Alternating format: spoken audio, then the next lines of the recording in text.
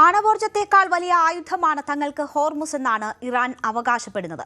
Hormuz ഉപയോഗിച്ചാണ് Iran അമേരിക്കയെ വരുതിക്ക് നിർത്തിയതും വെല്ലുവിളിച്ചതും. ആ ഹോർമുസ് കടലിടുക്കിൽ ഇറാന് നിയന്ത്രണം നഷ്ടപ്പെടുന്നുണ്ടോ? ഇറാന്റെ നിയന്ത്രണം ദുർബലമാകുന്നതായാണ് പുതിയ റിപ്പോർട്ടുകൾ സൂചിപ്പിക്കുന്നത്. American president Donald Trump Hormuz കടലിടുക്കിനെ അമേരിക്കൻ നിയന്ത്രണത്തിലുള്ള പ്രദേശമായി ചിത്രീകരിക്കുന്ന ഭൂപടം പങ്കുവച്ചിരുന്നു. എന്നാൽ അവകാശവാദങ്ങൾ ഇരുകൂട്ടരും പതിവ് പോലെ ഉയർത്തുന്നുമുണ്ട്. ധാരണാപത്രത്തിലെ വ്യവസ്ഥകൾ US പാലിക്കുന്നതുവരെ ഹോർമുസിൽ കപ്പൽ ഗതാഗതത്തിന് വിലക്ക് തുടരുമെന്ന് Iranian parliament speaker Mohammad Bagher Ghalibaf വ്യക്തമാക്കി. എന്നാൽ ട്രംപിന്റെ ഇത്തവണത്തെ അവകാശവാദം തുടർച്ചയായി പറഞ്ഞുകൊണ്ടിരിക്കുന്നതിന്റെ പോലെയല്ല, അങ്ങനെ തള്ളിക്കളയാൻ കഴിയുന്നതല്ല. നിർണായകമായ ജലപാതയുടെ നിയന്ത്രണം ഇറാന് നഷ്ടപ്പെട്ടുകൊണ്ടിരിക്കുകയാണ് എന്നതാണ് കപ്പൽ ഡാറ്റകളെ ഉദ്ധരിച്ചുള്ള റിപ്പോർട്ടുകളും സൂചിപ്പിക്കുന്നത്. ഹോർമുസിനെ അമേരിക്കൻ ടെറിട്ടറിയായി പ്രഖ്യാപിക്കുമെന്ന് ട്രംപ് കഴിഞ്ഞ ദിവസം പറഞ്ഞിരുന്നു. ഇറാനുമായുള്ള സമാധാന ചർച്ചകൾക്കുള്ള സാധ്യത മങ്ങി നിൽക്കെ ഹോർമുസ് കടലിടുക്ക് അമേരിക്കയുടെ പുതിയ ടെറിട്ടറിയാണെന്ന് വ്യക്തമാക്കിക്കൊണ്ടുള്ള സമൂഹ മാധ്യമ പോസ്റ്റുമായാണ് ട്രംപ് രംഗത്തെത്തിയത്. ഹോർമുസിന്റെ സമ്പൂർണ്ണ നിയന്ത്രണം അമേരിക്കയ്ക്കാണ് എന്നതാണ് ട്രംപ് അവകാശപ്പെട്ടത്. എന്നാൽ അമേരിക്കയാണ് പശ്ചിമേഷ്യയിലെ സ്ഥിതി വഷളാക്കിയതെന്നും സമാധാന കരാർ ലംഘിച്ചത് അമേരിക്കയാണെന്നും ഇറാൻ വാദിക്കുന്നു.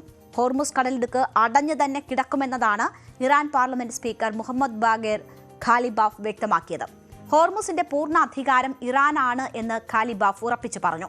ഹോർമുസിൽ ഇറാന്റെ കപ്പലുകളെ തടയുന്ന നടപടിയിൽ നിന്ന് അമേരിക്ക പിന്മാറണമെന്നും ഖാലിബാഫ് ആവശ്യപ്പെട്ടു.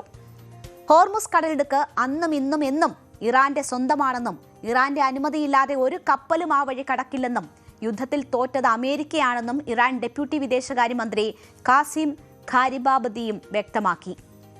ഹോർമുസ് കടലിടുക്ക് തുറക്കണമോ അടയ്ക്കണമോ എന്ന് ഇറാനായിരിക്കും തീരുമാനിക്കുക. അമേരിക്ക തോൽവി സമ്മതിക്കുന്നതിന് അനുസൃതമായാകും അക്കാര്യത്തിൽ ഇറാന്റെ തീരുമാനമെന്നും കാസിം ഖാരിബാബാദി പറഞ്ഞു. ധാരണാപത്രത്തിലെ വ്യവസ്ഥകൾ US പാലിക്കുന്നതുവരെ ഹോർമുസിൽ കപ്പൽ ഗതാഗതത്തിന് വിലക്ക് തുടരുമെന്ന് Iranian parliament speaker Mohammad Bagher Ghalibaf വ്യക്തമാക്കുകയായിരുന്നു. എന്നാൽ ഇറാൻ കീഴടങ്ങാൻ തയ്യാറാകണമെന്നാണ് ട്രംപ് ആവശ്യപ്പെട്ടത്. ഇത് പതിവ് അവകാശവാദങ്ങളെന്ന് കരുതുമ്പോഴാണ് ചില നിർണായക റിപ്പോർട്ടുകൾ ഇപ്പോൾ പുറത്തുവരുന്നത്. മാസങ്ങൾ പിന്നിട്ടിട്ടും അന്ത്യമില്ലാതെ തുടരുന്ന ഇറാൻ അമേരിക്ക യുദ്ധത്തിന്റെ കേന്ദ്ര ബിന്ദുവായി ഹോർമുസ് കടലിടുക്ക് മാറിയിരുന്നു. ഹോർമുസിൽ തങ്ങൾക്കാണ് മേൽക്കൈ എന്ന് ഇരു രാജ്യങ്ങളും അവകാശപ്പെടുന്നുണ്ടെങ്കിലും കടലിടുക്കിൽ അമേരിക്കയ്ക്കിപ്പോൾ മേൽക്കൈ ഉണ്ട് എന്നതാണ് റിപ്പോർട്ടുകൾ സൂചിപ്പിക്കുന്നത്. നിർണായകമായ ജലപാതയുടെ നിയന്ത്രണം ഇറാന് നഷ്ടപ്പെട്ടുകൊണ്ടിരിക്കുകയാണെന്നും കപ്പൽ ഡാറ്റകളെ ഉദ്ധരിച്ച് CNN റിപ്പോർട്ട് ചെയ്തു.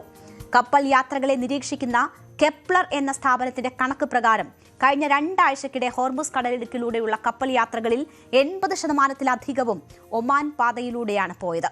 ഇറാൻ കടുത്ത എതിർപ്പ് പ്രകടിപ്പിക്കുന്ന ഐക്യരാഷ്ട്രസഭയുടെ അംഗീകൃത കപ്പൽചാലാണ് ഇത്. US നാവികസേന വാണിജ്യ ടാങ്കറുകളുടെ യാത്രാരേഖകൾ പരിശോധിക്കുകയും അവയ്ക്ക് സുരക്ഷിത പാത ഉറപ്പാക്കുകയും ചെയ്യുന്നുണ്ടെന്ന് റിപ്പോർട്ടിൽ പറയുന്നു. ഹോർമുസ് തങ്ങളുടെ നിയന്ത്രണത്തിലാണെന്ന് പ്രഖ്യാപിച്ച ഇറാൻ ഒമാന്റെ വടക്കൻ തീരത്തിലൂടെയുള്ള ജലപാതയിലൂടെ സഞ്ചരിക്കാൻ ശ്രമിച്ച നിരവധി കപ്പലുകളെ നേരത്തെ ആക്രമിച്ചിരുന്നു. എന്നാൽ കഴിഞ്ഞ കുറച്ചാഴ്ചകളായി ഇറാന്റെ മുന്നറിയിപ്പ് അവഗണിച്ച് അമേരിക്കൻ നാവികസേനയുടെ സംരക്ഷണത്തോടെ ഭൂരിഭാഗം കപ്പലുകളും ഹോർമുസ് മുറിച്ചുകടക്കാൻ ഈ പാത തെരഞ്ഞെടുക്കുന്നുണ്ട് എന്നതാണ് വിവരം. കടലിടുക്കിന്റെ നിയന്ത്രണം ഇറാന് ഭാഗികമായെങ്കിലും നഷ്ടപ്പെട്ടതായി കണക്കാക്കപ്പെടുന്നുവെന്നാണ് കെപ്ലറിലെ ക്രൂഡ് ഓയിൽ വിശകലന വിഭാഗം മേധാവി ഹൊമായൂൺ ഫലാക്ഷി പറഞ്ഞത്. 1 മാസം മുൻപ് വരെ ഒമാൻ വഴിയുള്ള കപ്പൽ ഗതാഗതം വളരെ കുറവായിരുന്നു. അതുമായി താരതമ്യം ചെയ്യുമ്പോൾ ഇപ്പോൾ നേർവിപരീതമാണ് സംഭവിക്കുന്ന കാര്യങ്ങൾ. ഇറാൻ ആവശ്യപ്പെടുന്ന പാതയിലൂടെയുള്ള കപ്പൽ ഗതാഗതം വളരെ കുറഞ്ഞിരിക്കുന്നു.